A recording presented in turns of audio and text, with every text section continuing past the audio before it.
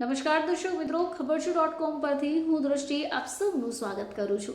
દર્શક મિત્રો, જેવો જુલાઈ મહિનો શરૂ થઈ જાય છે એટલે જ ઘણા બધા એવા તહેવારો શરૂ થઈ જાય છે કે આવા તહેવારોમાં આપણે ભાઈબંધુઓ સાથે, આપણા મિત્રો, સ્નેહીજનો સાથે મુલાકાત થતી હોય છે.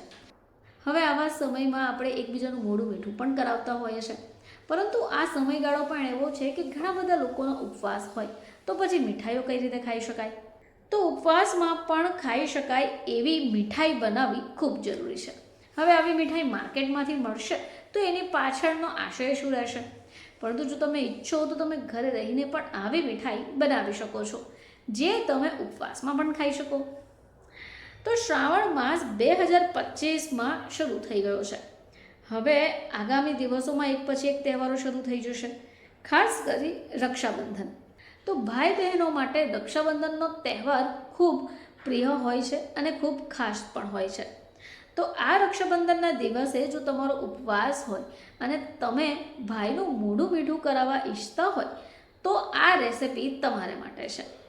રક્ષાબંધનના દિવસે બહેનો મીઠાઈ કે ચોકલેટ વડે ભાઈનું મોઢું મીઠું કરાવે છે. હવે આ રક્ષાબંધન પર બહેનો ઉપવાસમાં પણ ખાઈ શકે એવી બટાકાની જલેબી બનાવી શકે. હા, તમે બરાબર સાંભળ્યું છે.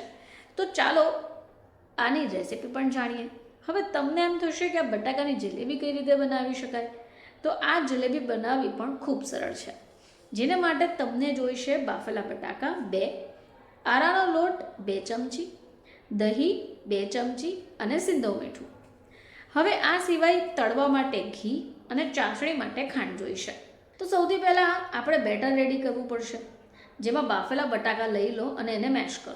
હવે એમાં આરાનો લોટ એડ કરી દો, દહીં અને થોડું સિંધવ મીઠું પણ ઉમેરો. તમારે આ બેટર ઘટ્ટ રાખવાનું છે. હવે ચાસણી માટેનો પણ આપણે સામાન ભેગો કરવો પડશે, જેમાં ખાંડ, પાણી, એલચી, કેસર અને લીંબુનો રસ જોઈશે. તો એક પેન લઈ લો, એમાં ખાંડ અને પાણી ઉકળવા મૂકી દો.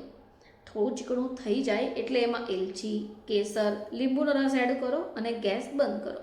હવે આપણે જલેબી માટે જે બેટર રેડી કર્યું છે એને એક પોલિથીનમાં ભરી દો અને ગરમ ઘી થવા દો. ઘી ગરમ થઈ જાય એટલે જલેબીના આકારમાં નોઝલનો ઉપયોગ કરી અંદર રેડો.